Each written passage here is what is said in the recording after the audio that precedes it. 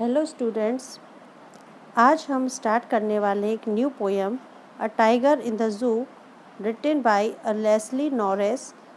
ये CBSE class 10th की book first flight की थर्ड पोएम है, a tiger in the zoo. This poem contrast a tiger in the zoo with the tiger in his natural habitat. ये जो कविता है ये चिड़ियाघर में रहने वाले बाघ और जंगल में रहने वाले बाघ की तुलना करती है, कंट्रास्ट। ठीक है। The poem moves from the zoo to the jungle and back again to the zoo. ये जो कविता है ये चिड़ियाघर से जंगल और दोबारा चिड़ियाघर की तरफ मूव करती है। जो पोएम है ये मतलब इसको हमें पढ़ना है और हमें ये पता लगाना है कि किस पैराग्राफ में हमें ये बताया गया है कि ये टाइगर जो है वो जू में है या नेचुरल हैबिटेट में है, या वो अपने नेचुरल हैबिटेट में है। तो इस पोएम में जो लेस्ली नॉरिस है ये हमें ये बताना चाहते हैं, पोएट हमें ये बताना चाहते हैं कि बाघ जो है वो जंगल में ज़्यादा खुश रहता है या चिड़ियाघर में ज़्यादा खुश रहता है। ठीक है, तो now let's start the poem. He stalked in his vivid stripes the few steps of his cage on pads of velvet quiet in his quiet rage. He stalks in his vivid stripes। ठीक है, कवि कहते हैं कि tiger जो है जिसके ऊपर सुंदर सुंदर पट्टियाँ बनी हैं, शाइनी पट्टियाँ बनी हैं, वो एक पिंजरे में कुछ कदम चलता है। few steps of his cage on pads of velvet quiet, वह अपने गद्देदार पैरों से, क्वाइट मतलब चुपचाप, वेलवेट मतलब गद्देदार, पैड्स मतलब पंजे। ठीक है, तो ये वेलवेट यानी जो गद्देदार उसके पैर है वो पैरों से चुपचाप चलता है और अपने गुस्से को नियंत्रण किए रहता है। क्वाइट और रेज, यहाँ पर क्वाइट मतलब शांत और रेज मतलब क्रोध। यहाँ ऑक्सीमोरन का प्रयोग किया गया है जो फिगर ऑफ स्पीच हमारा है। तो इसमें कवि क्या कहते हैं कि जो टाइगर है जिसके ऊपर इतने सुंदर सी पट्टियाँ बनी हुई हैं वो एक पिंजरे में कुछ कदम चलता है, आगे पीछे टहलता है और अपने गद्देदार पैरों से चुपचाप अपने गुस्से पर नियंत्रण किए हुए पिंजरे में यहाँ से वहाँ घूमता रहता है। तो बच्चों इसमें हमें क्या पता चलता है कि टाइगर कहाँ पर है, किस जगह पर है? ज़ू। ठीक है, ज़ू में नहीं है, ये कहाँ पर है, कहाँ चल रहा है? अपने केज में, यानी ये अपने पिंजड़े में है। सेकंड स्टेंजा देखते हैं।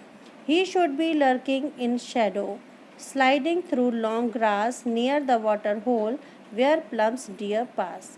He should be lurking in shadow, वह क्या करता है, कवि बताते हैं कि अगर टाइगर अपने नेचुरल हैबिटेट में होता है तो वो छाया में यहाँ वहाँ छुपा होता है। लर्किंग मतलब होता है घात लगाना, शैडो मतलब छाया में छुपा होता है, यानी लंबी लंबी घासों के पीछे छाया में छुपा होता है और स्लाइड करते रहता है। स्लाइड मतलब लंबी, जो लॉन्ग ग्रास है, लंबी घासों में स्लाइडिंग करते हुए वो अपने आप को छिपाए रहता है, मतलब वह अपने शिकार के लिए घात लगाकर बैठा रहता है। Where plump deer pass near the water hole, water hole कहाँ पर बैठा रहता है, पानी की जगह पर, जहाँ पर वाटर होल मतलब पानी की जगह होती है वहाँ पर बैठा रहता है। और प्लम्प मतलब होता है एक मोटा ताज़ा, डियर जो है हिरन है, जहाँ पर छिपा रहता है और उसका इंतज़ार करता रहता है। वेयर प्लम्स डियर पास, कि उसको इंतज़ार रहता है कि यहाँ से कोई ना कोई हिरन ज़रूर निकलेगा, तो वहाँ पर घात लगा के बैठा रहता है। तो इस पैराग्राफ में हमें ये पता चलता है कि वो अपने नेचुरल हैबिटेट में है, यानी अपनी जंगल में है। He should be snarling around houses at the jungle's edge, baring his white fangs, his claws, terrorizing the village. He should be snarling around houses. वो क्या करता है, कभी बताते हैं कि टाइगर जो है जंगल में अगर होता है तो वो किनारे पर खड़े होकर मकानों के आसपास गुर्राता रहता है। इस जंगल्स एज मतलब होता है जंगल के किनारे पर खड़े होकर, जंगल जो कहाँ ख़त्म होते हैं वहाँ से किनारे में खड़े होकर उनके घरों की तरफ आसपास गुर्राता रहता है। बेयरिंग हिज वाइट फैंक्स मतलब अपने दांत, अपनी भयानक आवाज़ से डराता है, दांत दिखाता है। हिज क्लॉज अपने पंजों को दिखाता है और टेरराइजिंग मतलब होता है डराना। तो वो गांव वालों को डराता है, मतलब उसकी सफ़ेद दांत और पंजों को देखकर गांव वाले डर रहे होते हैं।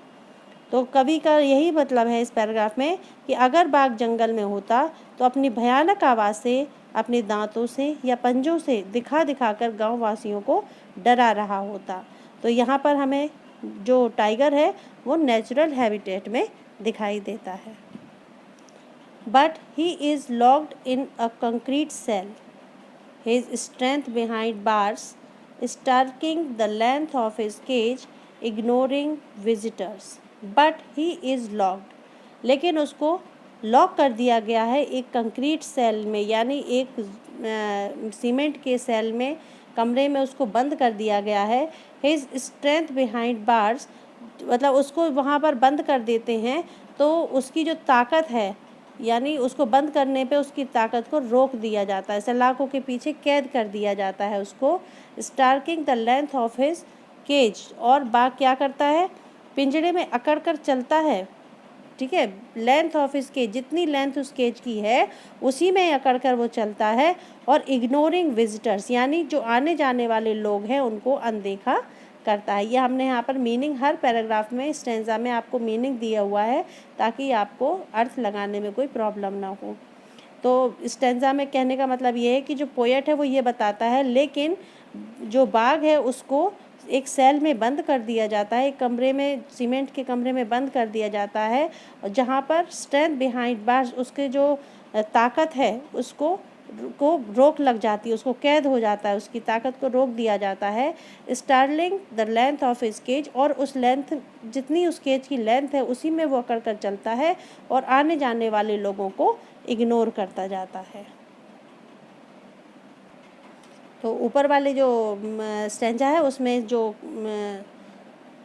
टाइगर है वो सेल में है, यानी केज में है। फिफ्थ स्टेंजा देखते हैं। He hears the last voice at night, रात्रि के समय वो एक आखिरी आवाज़ सुनता है। वो किसकी होती है, द पेट्रोलिंग कार्स, यानी गश्त देने वाले पुलिस वालों की। And stairs with his brilliant eyes, और अपनी शानदार आँखों से उनको घूरता रहता है। एट द ब्रिलियंट स्टार, किसकी तरफ, अपनी शानदार आँखों से उस चमकदार तारों की तरफ वो रात भर घूरता रहता है।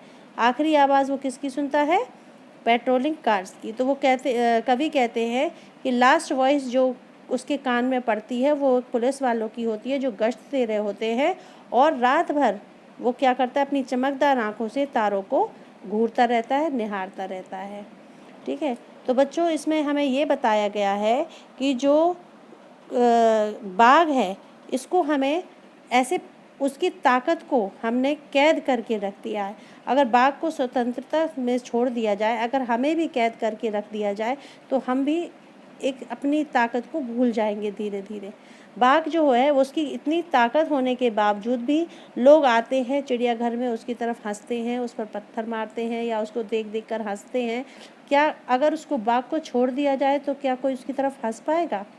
नहीं, उसको देख कर के लोग डर जाएंगे। लेकिन वहाँ पर हम अपने मज़े के लिए, अपने फ़न के लिए बाघ को कैद कर लेते हैं, तो जो हमें नहीं करना चाहिए। जानवरों को भी हमें फ्री छोड़ना चाहिए, जिसकी जो स्वतंत्रता है उसकी छीनना नहीं चाहिए।